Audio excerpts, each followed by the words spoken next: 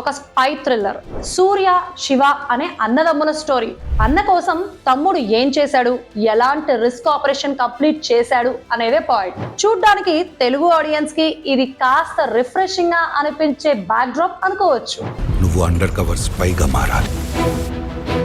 Sentiment and emotion ని handle చేయడంలో Jersey సినిమాలో భలే మెచ్యూరిటీని చూపించాడు గౌతమ్ కిన్ననూరి. ఈసారి మాత్రం ఎమోషన్ కంటే కూడా డ్రామా అండ్ యాక్షన్ ఉన్న స్టోరీని ఎంచుకున్నాడు. గౌతమ్ ఎలా అయితే సీరియస్ గా కనిపిస్తాడో ఈ స్టోరీ కూడా అంతే సీరియస్ టోన్ తో నడుస్తున్నట్టుగా అనిపిస్తుంది, కానీ అందరినీ ఎంగేజ్ చేసి కూర్చోపెడుతుంది. అదే అసలు విషయం.